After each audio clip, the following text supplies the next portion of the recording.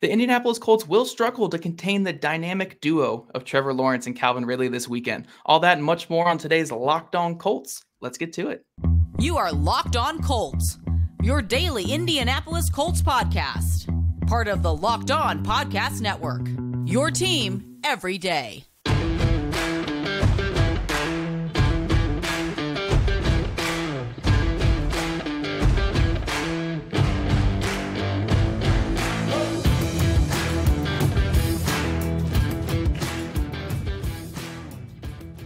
Thank you all for tuning in and making us your first listen today. It's your daily podcast covering your Indianapolis Colts, part of the Locked On Podcast Network, your team every day. This crossover Thursday episode is brought to you by PrizePicks, the easiest and most exciting way to play daily fantasy sports. Go to prizepicks.com/LockedOnNFL and use code LockedOnNFL for your first deposit match up to $100. I am Zach Hicks, your favorite film nerd over at horseshoehuddle.com, and I'm joined by the legendary Tony Wiggins, Shop Talkin' Wig, our favorite Locked On host besides ourselves over here at Locked On Colts here. On today's show, we are previewing the Colts and Jaguars game for this Sunday. The Colts host the Jaguars Sunday at 1 p.m. Eastern time. Again, this is the Colts' biggest game of the year because we get to see Anthony Richardson his first snap. So catch every snap of the Colts' hometown broadcast with SiriusXM on the SXM app. Search Colts.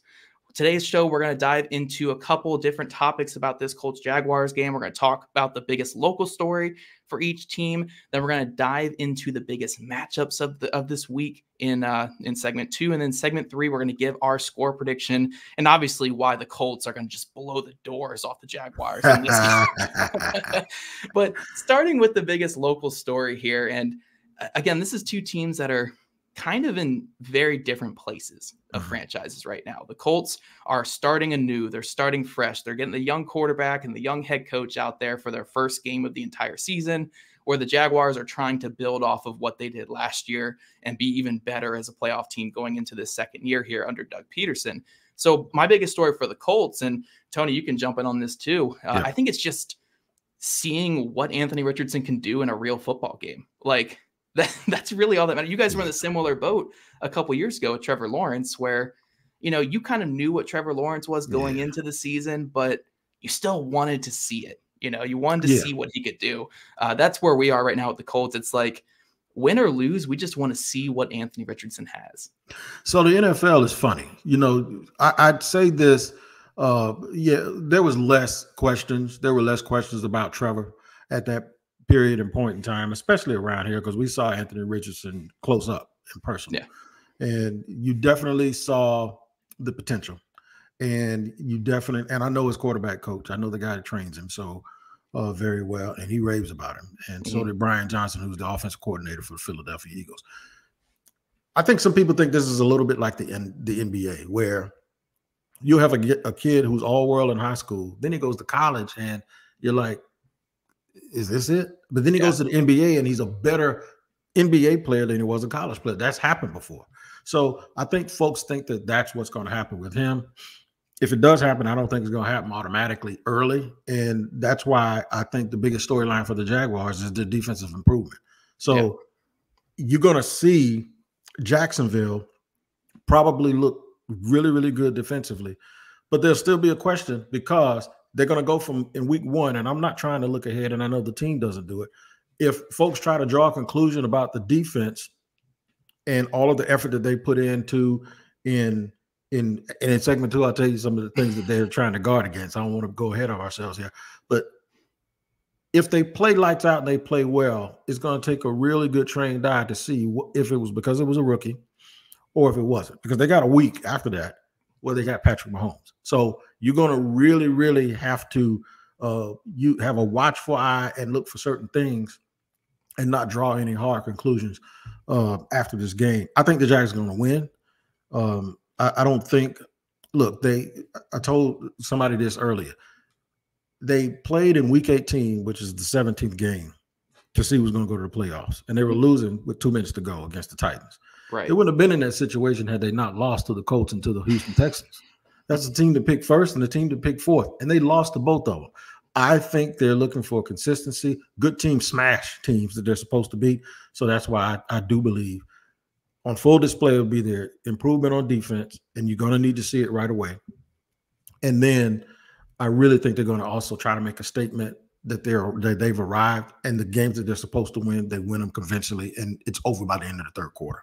Yeah, I will say this about the NFL. This is why I love the NFL so much. And obviously, we'll get into this more in segment 3 when we talk about our score prediction and what we expect for this game. But when it comes to the NFL, when it comes to division games, like you mentioned last year, the team that won the division lost to the Texans and lost to the Colts. They lost to the Colts the Colts scored 30+ points in this matchup last year. Incredible. When the Colts couldn't score over like 10 points the entire season besides that game. So when it comes to division games, anything can happen. And you have that giant wild card that is Anthony Richardson, where it could be good from day one. It could be electric, and it could be, a slow start like we've seen with rookie quarterbacks in the past. I was actually looking at Trevor Lawrence's debut game just before we jumped on here, where he completed just over 50% of his passes in that game on like 60 pass attempts, which is insane. It's like 60 pass attempts, like 340 yards passing, 3 touchdowns, 3 picks. And that kind of set the tone for what his rookie season was going to be. So when it comes for us here with the Colts,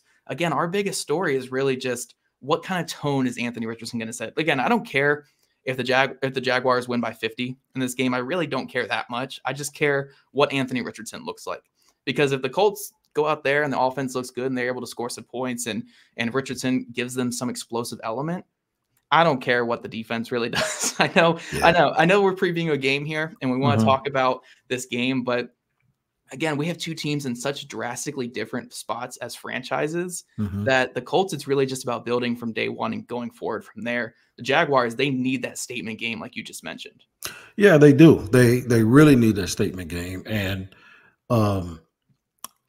things will fall apart around here real quick if they don't win that game, because they're probably not going to be favored to beat the Chiefs, especially if they don't win the game in Indy. They won't be. Right. So, yeah, you're talking about all of this optimism, and it goes right out of the window if they lose to the Colts, because this is a game that everybody expects them to win. You don't lose to a rookie.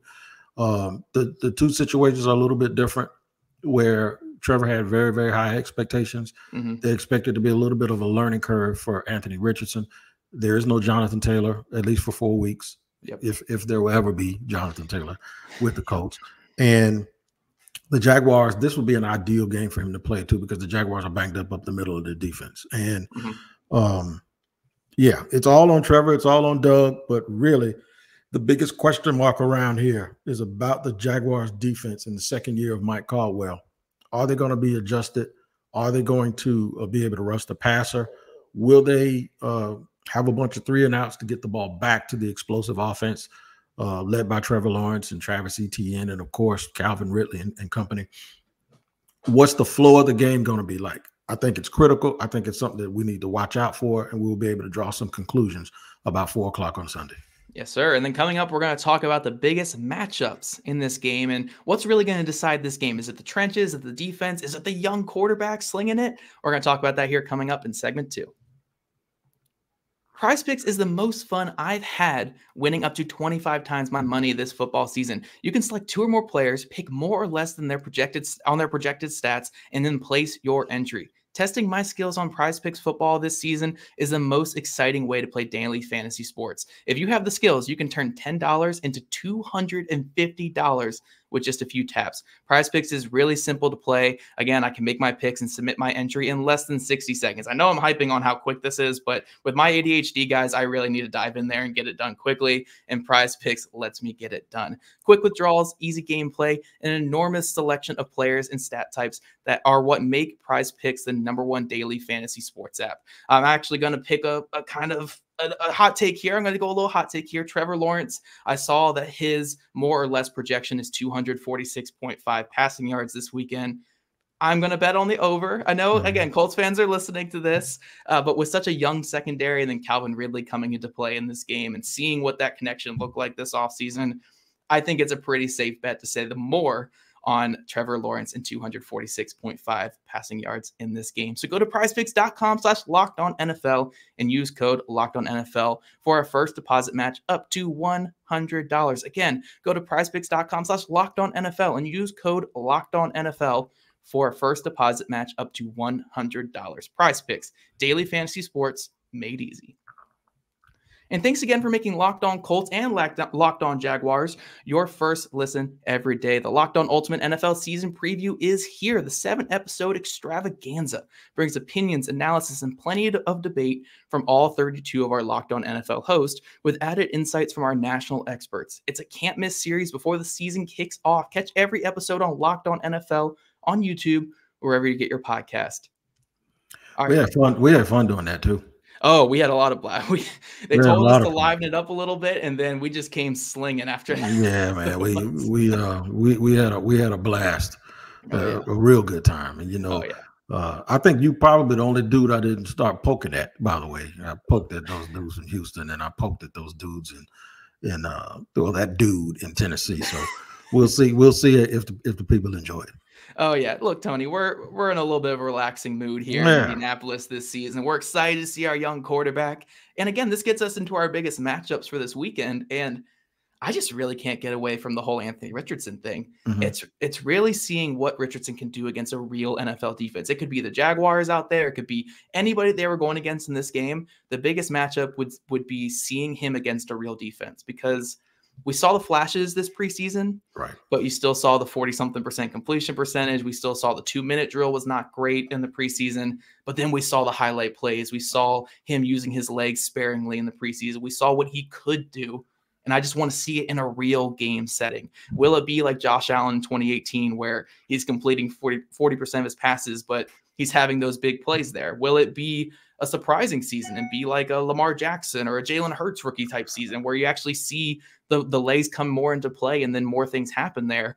That's my biggest matchup again for the Colts, is just Anthony Richardson versus an NFL defense. I know I'm sounding repetitive here, but I think Colts fans can agree with me. That is the biggest matchup and biggest storyline for this entire game for the Colts. Yeah, well, I understand the anxiety about it, because you talk about the adjustment, but much like Trey Lance, he didn't play a lot of football. Right. I mean, he played a lot in high school. He sat and waited for about 1 3/4 of another year, and then he finally got a chance to do a little bit of something. And then last year, his only year, learning a new offense under a new coach, and it didn't really go real well. This kid got drafted because of his upside, his ceiling, and his physical ability.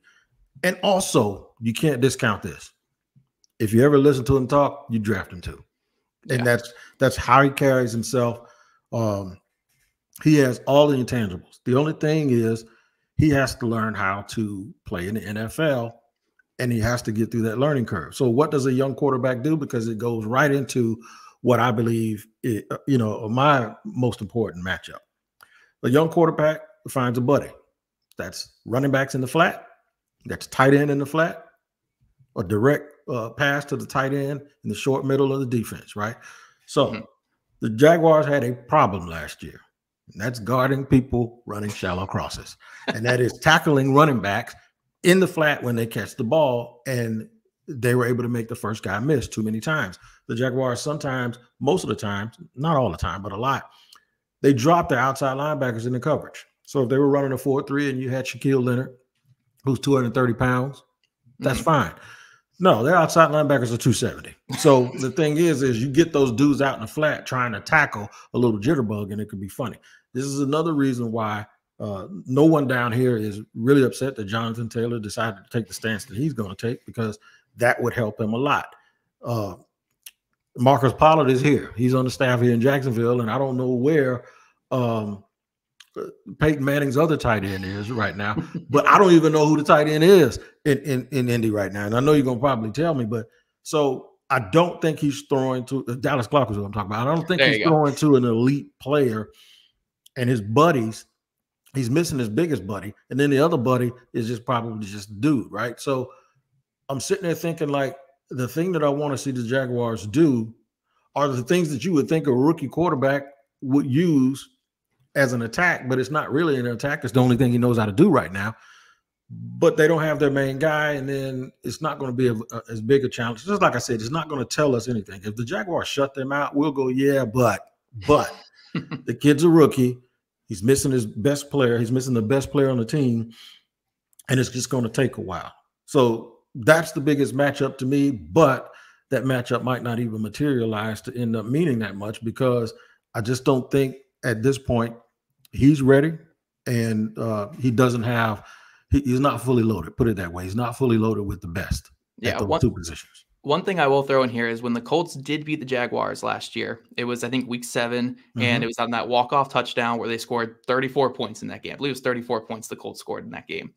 Now, what was fascinating about that game is it goes right to what you were just mentioning, that point you're mentioning. The Colts were going into the game without Jonathan Taylor, without really any dominant pass catchers, and with backup running backs. Deion Jackson was their leading running back. It went ballistic.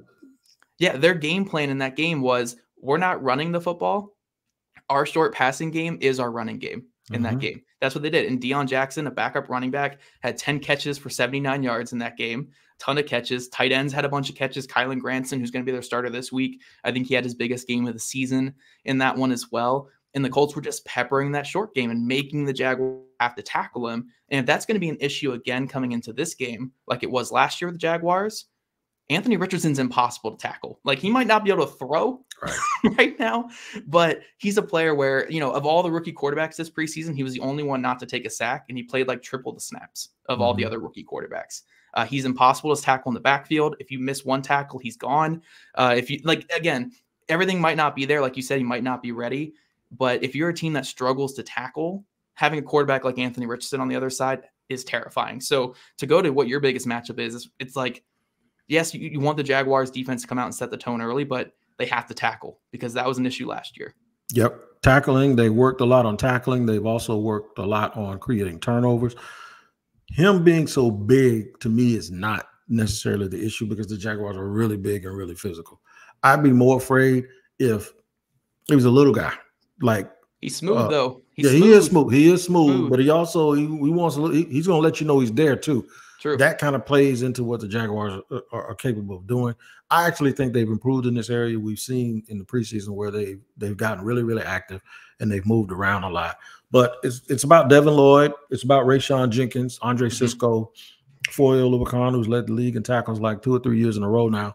It's on those guys. I believe it is on those guys. I don't think he's going to be I think he's going to get the ball out of his hand really, really quickly. And I think he's going to be very deliberate. I think when he breaks the huddle, he's going to know where he's throwing the ball to. So the Jags have to really, really be on point and don't let him get confidence, because that's the worst thing that can happen. Because then if he gets confident, Reich is going to get confident, and they're going to do a little pump fake, and they'll probably try to go over the top, and then he'll start scrambling. And that is not what you want. You don't want your head spinning around if you're Jacksonville in this game. You want to go ahead and take it right to him.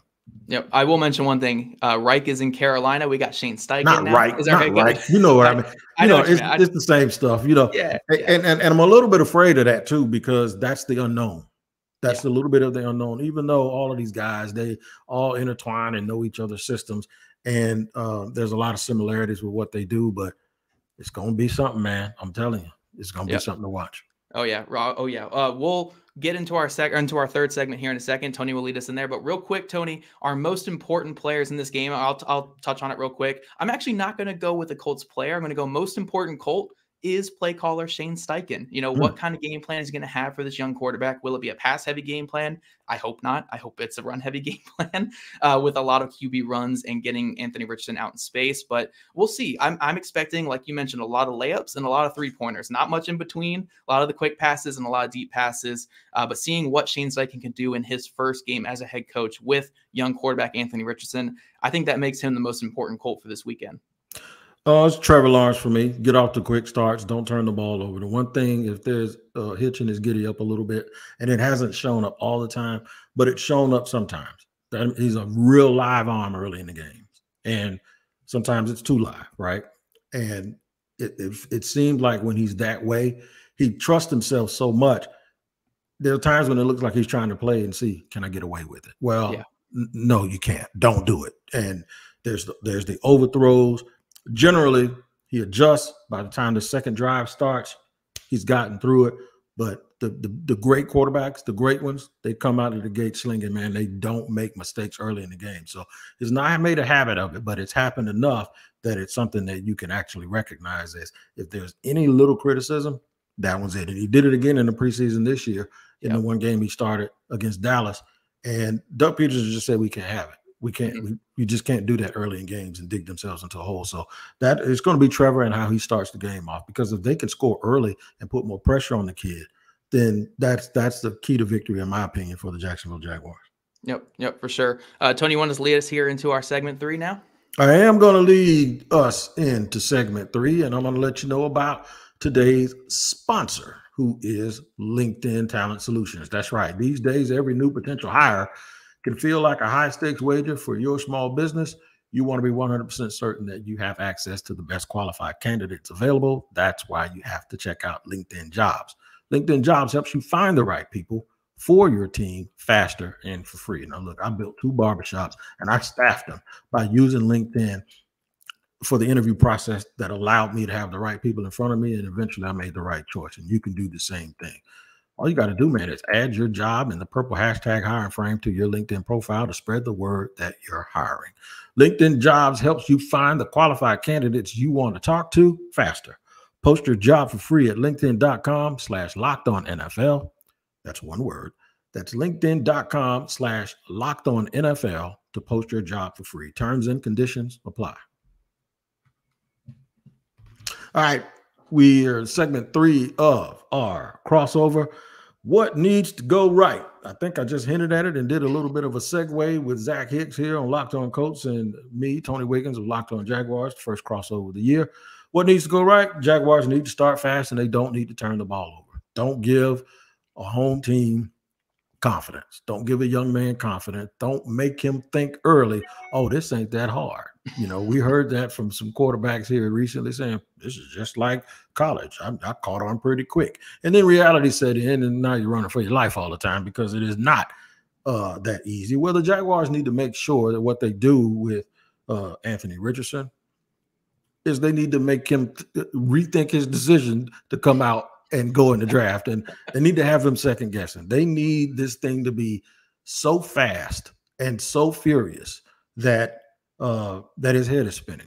What was the quarterback? Was it Sam Donald said, I'm seeing 13 people or something. I'm seeing ghosts. Yep. Well, that's what young quarterbacks should feel like. And the only way they're going to feel that way is the Jaguars put pressure on them from the defensive side of the ball, but it would be aided if the Jaguars could get off to a very, very fast start. Don't give them a short field. Don't turn the ball over.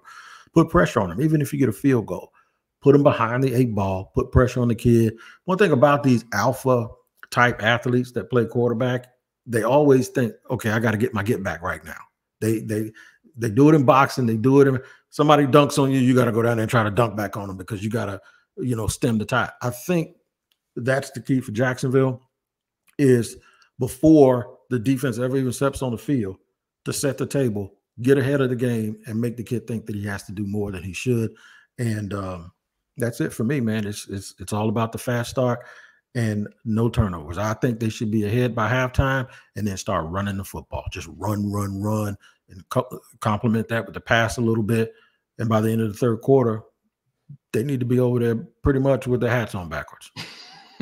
Well, we're going to hope it's not that bad. Like, come on, Tony. Yeah. Like, let's. No. It is 28-10, and you can probably turn your hat around a little bit. Okay. That's not. I ain't saying it's going to be 55-0. All right. We'll take that at least. I mean, we won't take that, but we'll be. Mm-hmm. That's better than the 55, like you were just saying there. But for the Colts, again, obviously, I'm going to mention the same person I've been mentioning this whole time, but I will do a shout out to the Colts defense and say I think the front 7 is in a really good place. Pass rush looks good. Interior looks good. Linebackers look good as long as Shaquille Leonard plays this weekend.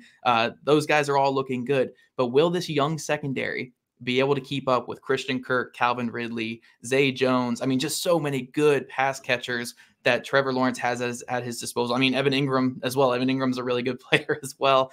They have a ton of weapons on this Jaguars offense. And do they have the young corners that can play with them? We're going to learn a lot about Darrell Baker Jr., Dallas Flowers, Juju Brents. We're going to learn so much about these guys this weekend that I think those guys need to just play out of their mind for the Colts offense to have a chance. And then on the other side of the ball, like you mentioned, Anthony Richardson, he's a young quarterback. He's going to get into that mindset where, oh no, the game might be getting out of my reach here. I need to go make this big play, even if that big play is not there. Yeah. So the 2 big things for Anthony Richardson are keep the explosives coming. Do what you were doing in college. Not everything has to be perfect. It doesn't have to be a 70% passer looking like Drew Brees out there. As long as you're getting those explosives, those big runs, those big passes in there, that's all that matters. Keep the Colts in the game and then avoid the big mistake. Just like Tony mentioned there in a second ago, like you got to avoid that big mistake. You can't play hero ball every second you're out there. Like we saw in one of the preseason games with the Colts where he forced an RPO pass that wasn't there, threw a bad interception. He learned from it going forward. He played better after that. But as a young quarterback, you can't just try to play hero ball in every single play. So those are my biggest things the Colts need to do to win. Obviously, they need to do a little bit more than Jaguars here because they are playing from behind in this one. But Tony, do you have a score prediction for us this weekend? So I said 28-10 at the end of the third quarter. I say the Colts score a touchdown and try to get it to a 2-possession game. Go for the 2 points. They're down 28-16.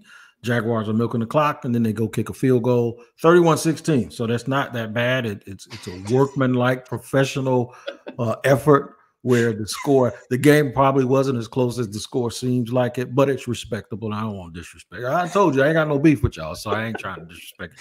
31-16 Jacksonville. I like you're like, hey, 15-point loss. That's not that bad. Little 15-point nugget on your noggin. You know what I'm saying? Ain't no big deal. Yeah. I see how it is, Tony. You come on. I'm hosting this show. You come over here. You disrespect. No, I'm just kidding. I totally get it.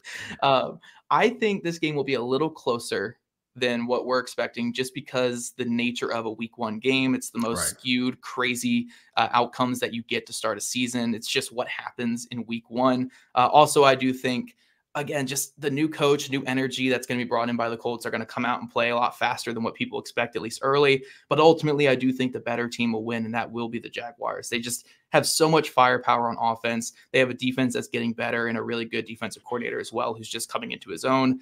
So I do think ultimately the game will be something like, I'll say 24-19. The Colts will just kick a lot of field goals in this game because their offense is so young that they just won't have that symmetry to score at the red zone, but they'll move the ball effectively. They'll have the explosives. They just won't be able to finish it off.